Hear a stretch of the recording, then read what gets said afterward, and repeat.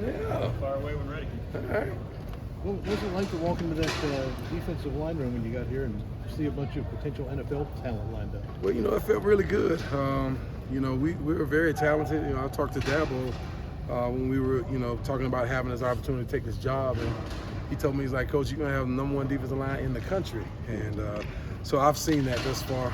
This spring, guys are working really hard, and we don't even have Bresee out there, Trey Williams, so it's gonna be. I'm gonna be feeling good about myself. I can keep them all healthy. I may be up for the defensive line coach of the year, if they all stay healthy and play well, man. But I got a great group of guys, great character guys in my room. Love them like my own sons, and they're leaders in themselves, leaders on this team. So I'm excited just to have the opportunity to coach them. I heard you say you like to get out on the field and actually drill with your players, and Roop just told us he's still waiting for you to put those cleats on. Yeah, well, Roop doesn't know that I actually put on 80 pounds since last summer. So I started a juice cleanse today, and I'm gonna go vegan. So probably the biggest vegan in Clemson. But yeah, I'm gonna lose some weight. It's coming though. I'm gonna put the cleats on, and I do a little movement, just not as much as I've done in the past. But I'm looking forward to it, and it's funny that he would say that, of course. I like to put the cleats on out there and demonstrate. I'll do some little activation period, maybe some agiles and some ladders, but I'm not, I may have like 1 or 2 plays in me, maybe run plays in between the hashes, and that'll be it. They say your feet are still pretty darn good. My feet move pretty well, The indoor facility kills my back, but I can move it when I feel like it, It's just that I don't really have to anymore, So I coach now, but I can move a little bit still. So. How do you see players respond with you being that, hands-on? How does that just change the dynamic for them? Well, I think, like, for me, I think I spent the first month or so just getting to know my players, as a new coach. Even though I'm a Clemson alumni and these guys have heard my name before, it's really important that they get to know me as a person. I get to know them as a person, and that's where it starts. You have to build, that foundation has to be built off of that personal relationship of love, and you spend about a month of doing that, and then you can coach them hard. But if they don't have a level of respect or have a personal relationship with you, then that can become tough if you come here trying to lay down the hammer. So I just spent really the first couple months, man, and just really getting to know the guys, asking about their family life, where they're from, and those things are important. And it starts there, just building that relationship. But the guys are responding really well. They're working really hard. I've challenged them in a lot of ways just to get technique and fundamentally sound. And so we've kind of, with the guidance of Wes, at defensive coordinator Mickey, we've done things a little different, simplifying things so they can play fast, and they really enjoyed it. And I'm just really excited to be able to, pass down the knowledge and things that I've learned over the years as a former NFL player and as a former NFL coach, and just pass that knowledge on so the guys can be successful. That's what matters to me. I found an interview you did back in 2018. Oh, really? And whoever was interviewing you asked you if Dabo called you and asked you to come back and coach, would you do it? And the interviewer didn't even finish. You didn't even let them finish. You immediately interrupted them and was like, yep, I would come back. That would be my dream job. Do you feel like now that you're here, you've kind of had that like pinch me moment? Just kind of can't believe that you know are what? back. Yeah, I think I was in a suit and a tie. You were in a suit and tie. I think I was in Greenville. I was coaching for the Titans at the time, and it has been my dream job. I kind of tell you a little kind of inside of how I got the job. I was actually talking to a coach who had an opportunity to become the defensive line coach at his alma mater, but he didn't get the job. So he called me and was asking for some encouragement. So I was talking to him, and I said, hey, man, sometimes the timing just has to be right, and I was telling him, I was like, hey, I've always wanted to coach at Clemson, but I said, they've been winning football games, national championships. I said, I have a lot of respect for Lemansky Hall and Todd Bates and the entire staff. I said, I love those guys. I said, the timing for me hasn't been right, and I say, well, maybe, who knows, the opportunity will come down the road. You never know. I hung up the phone, and literally Dabo called me like 10 minutes later. Like out of nowhere. It scared me. I almost didn't answer my phone. I didn't really think he was calling, offering me the job. And, so to be here, man, it's just a blessing. I really feel like, God really ordered my steps in order for me to be here 20 years later. And so I'm just excited, very humble for the experience, and really excited. Haven't even gotten around to all the people that I know that are still here, just because it's just been so overwhelming with everything. But it's truly a blessing. When you say simplify things so guys can play faster, is that the defense as a whole, or you mean the defensive tackle position? Just as the defense as a whole, I think Wes and Mickey has done a really good job of just kind of simplifying things so guys can play faster, just not putting too much on their plate. This defense is very complex, a lot of different looks, and so that's why they've been really successful over the years. And I thought, Brent did a very good job while he was here. But Wes is phenomenal. He's really, really smart. I didn't know Wes. I've heard of him just because he spent some time in the NFL. So there's some guys who I know that I played with at Pittsburgh and I've coached around that knew Wes. But when I got here, I was really just blown away. Great person.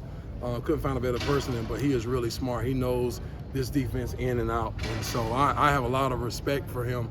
And he gained that respect from me in a matter of a couple of days, just sitting in the meeting room with him and just being able to absorb some of the knowledge that he has. Man, it's out of this world. It's outstanding. Coach, they had to rely on Payton a little bit last year with the injuries, and Demonte was injured himself a little bit last year. What have you seen from those guys in their depth? Oh man, I would say Payton Page is right at the top right now. He's having a really good spring. He's done a really good job of losing some weight. I think when he got here, they told me he was about 390 pounds. I think he's cutting his weight down to about 325, 330 now. So he's moving really well. He's one of the guys that's really caught my eye, being a young guy. I'm expecting a lot of great things from him, man. Just got to continue to be consistent. But he's done a really good job this spring on the field. And it started with just off-season conditioning and just his diet plan, man. He's worked really hard, so I'm really proud of him. And, he's getting better every day, so I'm really excited for him. Capehart, as you mentioned, he's getting better too. It's just the little things, just working on the technical fundamentals of his play. I mean, he's a taller guy. You're always going to be talking to him about getting his pad level down. But man, he's done a tremendous job. He's getting better every day. And so I've just tried to challenge those young guys, give them a couple things to get better at. Not give them 10 to 15 things, but a couple things each day, man. They've really stepped up to the challenge. But I'm expecting big things from Capehart and Payton Page. I think it's going to be a really good year for them. And this is the biggest thing as the defensive line as a whole, just to stay healthy. And we can stay healthy and have all hands on deck, man. It's just, the sky's going to be the limit. Nick, how much did coaching at Auburn help you learn to be a college coach as opposed to being an NFL coach? What a transition coming from the pros and stepping into the college ranks. And I'm really grateful for the opportunity I had under Coach Harsin and Coach Derek Mason, give me an opportunity to come to Auburn. I had some other NFL opportunities that were present at the time, and I had a really good relationship with Coach Mason. Met him when I was at the Tennessee Titans when he was the head coach at Vanderbilt, and got into the college ranks. And guys, people were warning me. It's like, hey man, guys that were in college, that were trying to get out of college, come to the pros. Like, hey man, that recruiting is something else. And I'm like, well, I'm from a small town with 62 people. I have a lot of random conversations with people at Piggly Wiggly and the IGA, so it can't be any different than that. So I've adjusted to it really well. The recruiting piece, I love talking to people and just trying to be my authentic self. I don't put on a front or a show. I just like to show people who I really am and get to know them as well and hear their story. Because I've experienced so much in life. I thought I'd be the perfect coach because I've dealt with it all. I didn't grow up in a household with two parents, and I experienced a lot of adversity. I've lost my mom, I lost my grandmother, parents. All my parents are actually deceased now. I lost my grandmother last year over the summer, and so I've experienced a lot. Here at Clemson, my experience here, my experience in the pros. As a player and as a coach. And I felt they would be a great fit for me, and it was. And so I really gained the hearts, the players that I coached there at Auburn. And they were so close to me that, I had actually had a conversation with them before I took this job to make sure they were going to be okay with me leaving. It was a really exciting opportunity for me. But in this business, man, you become, not just a coach, but you become like these kids' parents or a very important person, part of their life. And so for me, it's been an easy transition for me, and I'm loving it. Root continues said that you've taught that group about every hand combat move that there is. Just you a little bit about what your coaching philosophy is, and sort of how you came up with over the years. You know what? The thing that I've done is, like, I don't know everything as a D-line coach, man. I've absorbed a lot of information from high school coaches. I've even taken some of my footwork drills from soccer coaches. And so I don't know it all, and I think that's what makes me different, man. I learn things from a lot of different people. I've had an opportunity to go out and speak at Glazier clinics, and I've pulled high school coaches aside and had an opportunity just to kind of pick their brains, man. So I've taken in a lot of information. I've been around a lot of great coaches during my time in Denver, in Pittsburgh, Cleveland, and playing in Arizona. So I've been around a lot of different coaches and did a good job of taking notes and learning a lot of different things. And you know, defensive line is really about having good hands and feet, and it's a violent position, all right? And so in terms of the hand combinations, that's come from me taking Hapkido, taking boxing lessons. You know, when I was out in Arizona, I played for the Cardinals. I actually trained with a trainer that had trained Mike Tyson. So, you know, I've kind of, you know, pieced it all together. I watch YouTube videos. A lot of people think like, you know, guys are creating things. You go on YouTube, it'll show you a lot of different, you know, combinations. So I've just taken all of that in and just absorbed a lot of information from a lot of good coaches around me and just kind of brought it all together. And I use drills that can really carry over into what we're doing defensively. And so it's been really good. So they've learned a lot of new things with me being here, but they've adjusted to it well. I think the biggest thing is just me having some consistency with what I'm doing, and so they can kind of measure themselves, you know, as we continue the drills to get better. What's a soccer drill that goes to football? Really, it would be ladder. I think I would tell you a story. Like when I was here, when we had the old facility, some of the fastest feet I ever saw was some of the women's soccer team. You know, moving through ladders, I was just blown away. It was just, I was like, wow. You know, so soccer players have, you know, tremendous twitchiness in terms of their footwork. It's out of this world. You know, and so, you know, I started studying what kind of ladder drills and footwork drills they were doing. It was very similar to what football players, you know, were doing as well. So just a lot of different ladder combination, icky shuffle, in and outs, hip twists. I can go on and on. The list goes forever. So just really grateful for just having an opportunity, like I say, to learn from, you know, sports, soccer, you know. So. You think that's something that? Oh, go ahead. Oh, you're good, Matt. Go ahead. I was gonna say, do you think that's something that's helped you, is just pulling from so many different avenues that you've kind of gone throughout your coaching career? Yes, you know, I was here. I had two defensive line coaches here. I had, let's see. Well, actually, I was outside linebacker before I ate myself into the defensive tackle room. But you know, I had Brick Haley was my outside linebackers coach, and then they brought in Thylan Smith from when Tommy Bowden got here, and then I went out to Denver. I had Jacob Burney, who was a longtime defensive line coach in the NFL. I left there, and then I was with Romeo Cornell, who was a defensive line coach, but he was my head coach in Cleveland, and Randy Melvin. And I went to John Mitchell when I was with the Pittsburgh Steelers, and then my last coach, God forgive me if he's watching this interview, I forgot his name, but in Arizona. So I've had about 6 or 7 defensive line coaches. So it's a combination of all of them. That's just been great. And then when I got into coaching, I worked with Joe Cullen, who's been, you know, a known very good defensive line coach in the NFL for many, many years. Just recently was with the Jacksonville Jaguars as the defensive coordinator. Is now out with the Kansas City Chiefs, I think. And so he's there. And I worked with Giff Smith, who has spent a lot of time in college. So I've accumulated a lot of different things, and even just going to coaching clinics, learning from some of the coaches that's, you know, coaching the collegiate level as well for a long time. So I've just kind of pulled it all in, you know, together. So it's been great.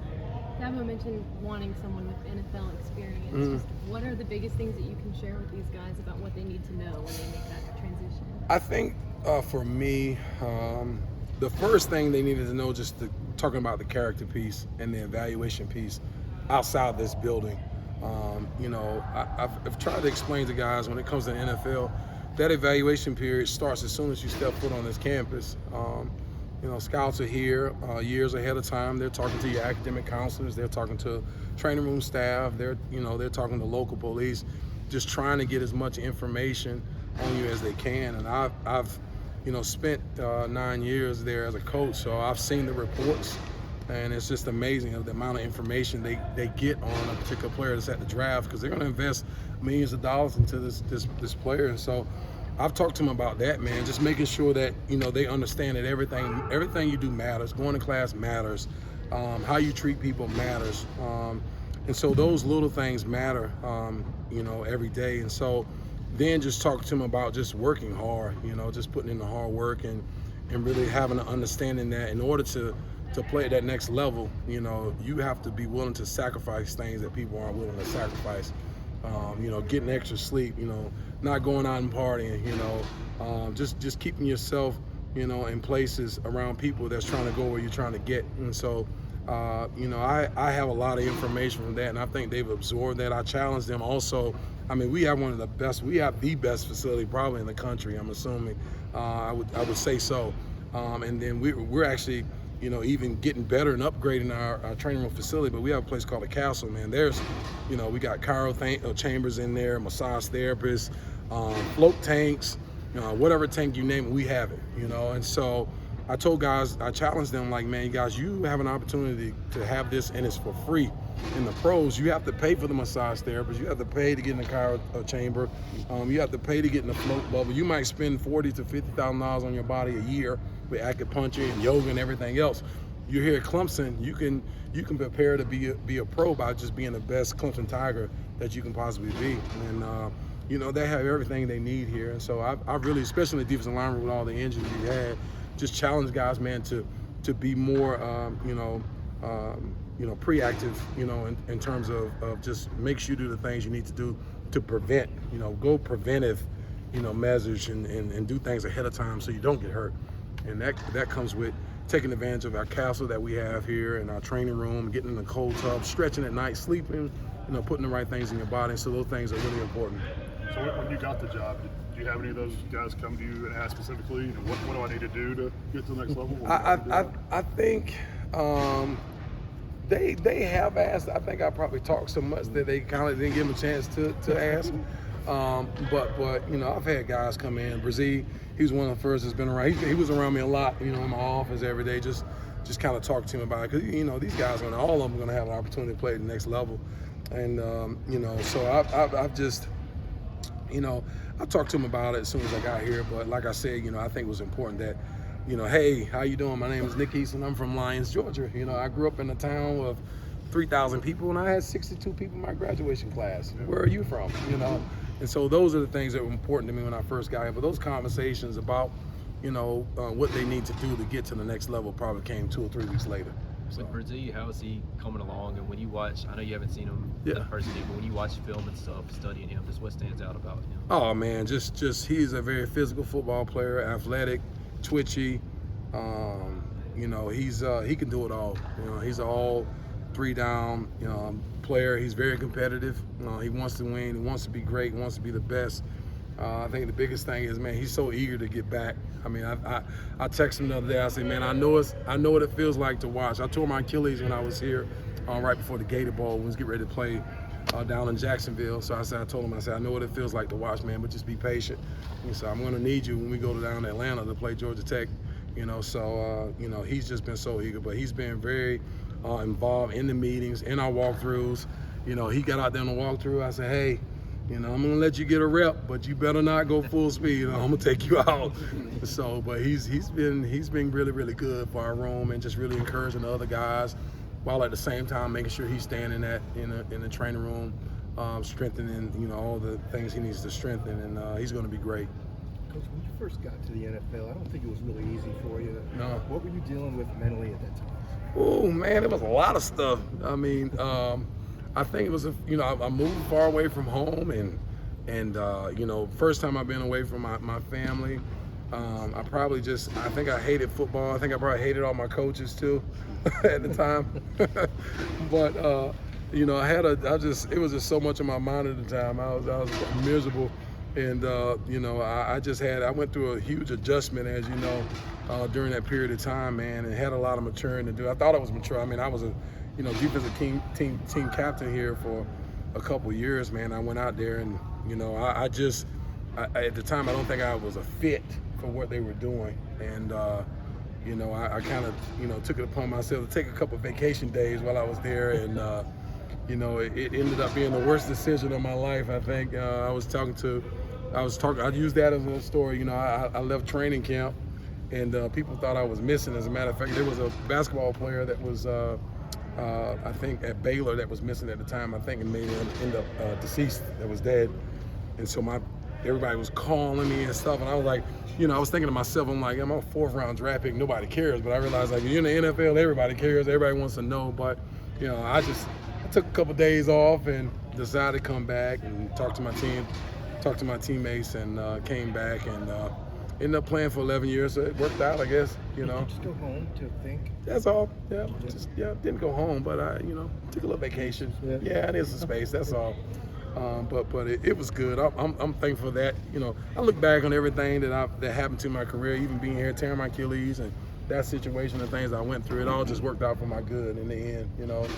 And that's just another one of those teaching moments for me with my players to pass on the information. Like, hey guys, listen, coach ain't always been perfect. I made some mistakes in life, man. But if you just keep pressing, keep pushing, man, and stay focused, man, good things will come out on the other side of it. Nick, you mentioned simplifying. When you take over a group that has this much talent and experience, do you have to be careful not to overcoach? I guess if that's a thing. No, I mean, I think we talking about simplifying. I think for me, it's just giving them, like, our goals for this spring was like 3 things. Yeah. It might have been footwork, directional steps, and hands. I didn't want to give. I seen a lot more than that. But if I gave us 15 different goals, we might not ever accomplish any of them.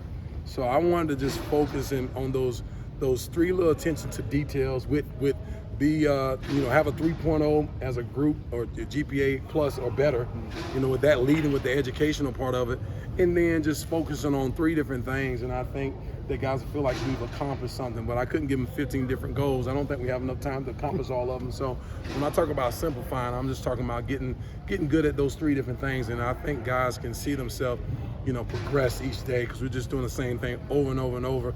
And I think that's one of the things that I've learned, especially when I played in Pittsburgh. I always refer back to them because I played on a really, really good defense that was in like number 1 in a lot of different categories for 5 years. And one of those reasons why John Mitchell, who was my defensive line coach, man, we did the same things every day, repetitive. We became creatures of habit. And as I look back, I can say, like, well, what was the best time of my career? I played the best technique, and it was in Pittsburgh. And we did like 3 to 4 different things. They were so boring to me, but I look back on them and I was like, man, that's why we were really good, because we did the same things every day over and over until we perfected it. And so there's been time early in my career when I was a coach, and they have all these trainers who do all the different drills on YouTube and Instagram, jumping over the bags, this, that, and the third. And so I said, man, in the beginning of my career, I started doing that too. And then I was like, well, this ain't really carrying over to what we're doing. So I went back to the basics, man. I've seen my guys get better over time. So that's been truly awesome. Talk about the complexity of this Clemson defense. You played obviously under Dick LeBeau and Ray Horton. I mean, how does it compare in terms of complexities? It's the same. One thing that I've learned is about, at the end of the day, man, it's going to go back to old school, football, and cover 2 is cover 2, cover 1 is cover 1, cover 3 is cover 3. It is what it is, right? But as you go to different levels, the terms change, the adjustments change. And so that's kind of what it's been for me. It's just learning a new terminology. But a 3-4 is a 3-4, a 4-3 is a 4-3. It doesn't change, but people have learned to kind of make their own adjustments and add names to it over time. And anybody that has success is the guru for that particular defense. And so, but football is going to be football, and it's remained the same for over time. It's just a terminology that's changed. But we're just as complex as the Pittsburgh Steelers. It's just different terminology, different name. Did you come back for any big games in Death Valley over the years? I have not. That's a really good question, man. I have not been back to a game. So this would be Death Valley and Clemson a little unrecognizable to you, and how much it's grown in the oh last my 15 years. goodness, it's changed so much. This whole entire place. I think the West End Zone just maybe started a couple of years after I got drafted, and then all of a sudden this monster of a facility popped up as well. And so, man, it's changed so much. Even the city of Clemson has changed. I mean, in the last 20 years. I mean, all the development and things everywhere. But Death Valley, man, it's just out of this world. The locker room, it's amazing. And I think that's just, Dabo and our athletic department, our ADs, IPTE, they've done a really good job, man, of just raising the funds to make this place just so special, But like I've said before, and just like, you can have the best facilities in the world and have some of the worst people, man, but we have some of the best people in these buildings. and that's what makes this place special. Did you say you put on 8 pounds or 80 pounds? Man, does it look like 8 or 80 to you? You answer that question. I think it's just 8. You think it's 8? Yeah, okay, you're a funny guy. What was the main culprit in putting on 80 pounds? Man, you know what, I'll be honest with you. So when COVID hit in 2020 in spring, right? So I was like, okay, this can go one either way. I'm already 370 pounds. I'm like, this could be bad. So I was like, I'm gonna go vegan, you know.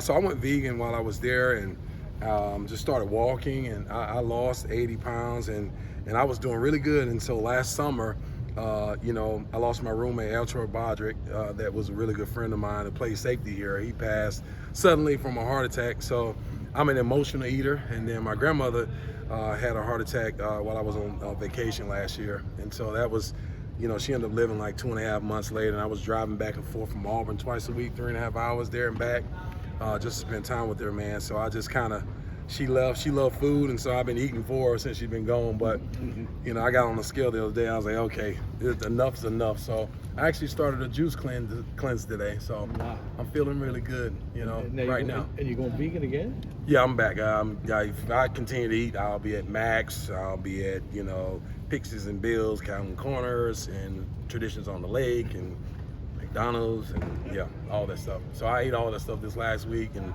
kind of laid it to rest. You know, I had a home burial for all the bad things I eat, like Reese Cups, Snickers, you know, zebra cakes. You know, do you like zebra cakes? Oh yeah. There you go. So, yeah, I feel your pain. Talking about burials, I saw that you had funeral director books in your office. When were you thinking about being a funeral? Oh man, how did you see that? What? Nah. So I had a good friend of mine in high school whose grandfather owned a funeral home back near my hometown, and I kind of took not an interest to the body part of it, just the business, and you know, thought it would be an idea. So I actually went to American McAllister Institute for Funeral Directing Services while I was coaching for the Tennessee Titans, and did a couple semesters there. So I'm not done yet, but at some point in time I'm going to finish that, and that's going to be like my little, I don't want to call it a hobby. That'll be my like entrepreneurship business, you know, when I'm done coaching. So yeah, but I'm not weird. Any more? Thank you, Coach. All right, Thank man. you. Thank you. Take care.